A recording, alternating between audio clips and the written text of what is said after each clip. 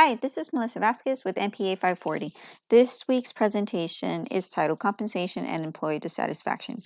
I'll be going over some of the details regarding compensation and giving you examples of what I have seen in my personal experience regarding employee dissatisfaction, which contributed to some major issues. So to begin, compensation. Well, whether it is a new program or an older program that is going to a restructuring of the organizational charts, it becomes important to determine who does what, especially when the agency is trying to determine how the mission of the program will get accomplished. Gulick emphasizes the importance and division of and specialization of labor in order to bring maximum efficiency for the organization itself. Now, uh, one of the things to understand is that the compensation system is affected by many issues. It results from law and policy, labor markets, job evaluation, and personal contributions. It also, compensation also quantifies the relationship that an individual has with the organization. Organization sets up the mission of the goals it's trying to accomplish, and the individual also tries to become motivated in order to meet those goals that the organization has. So, according to Maslow's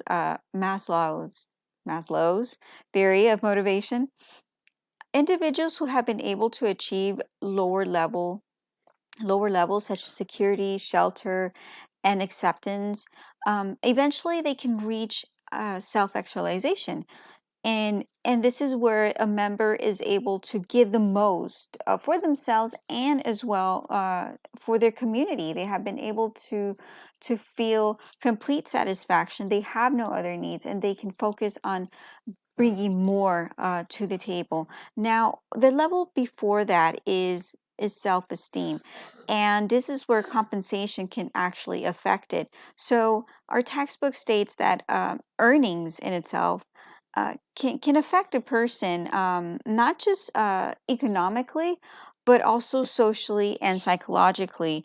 They can feel that this is a way sometimes how they feel that their institution values them or not. It gives them social prestige, and sometimes it affects their self worth.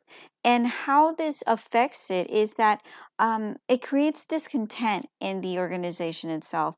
And people begin, especially when it comes to comparing yourself to others who are doing the same job in the same office or doing different jobs in the agency, or even holding the same kind of position but across departments. And you start seeing some example, and the most that come to mind, the most immediate examples that come to mind are those in which when employees might come in at different pay grades, but their educational backgrounds are the same.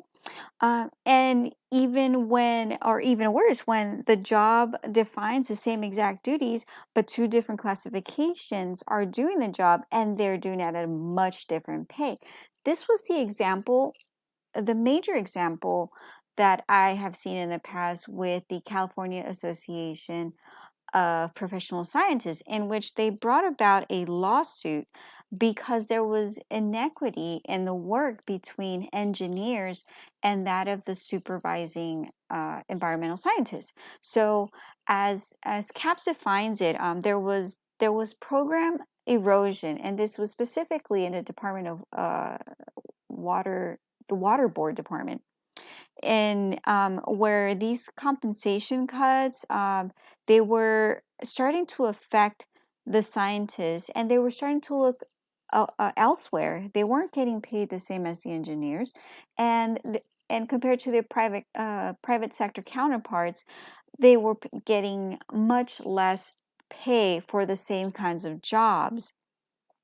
So, the overall goal of protecting public health and the environment was suffering because of these pay inequities. So, through a series of lawsuits, they were able to win the compensation for the environment for the supervised environmental sciences, and thereafter they were able to win um, a pay increases even for the rank and file uh, environmental scientists. So, in conclusion, this is how a compensation can affect um, the work, whether it's extrinsic factors or intrinsic factors. Compensation always comes into play, and when developing a compensation system, they should always seek to achieve external and internal and individual equity as stated in our textbook. This concludes my presentation. Any questions or comments, please let me know. Thank you and have a great day.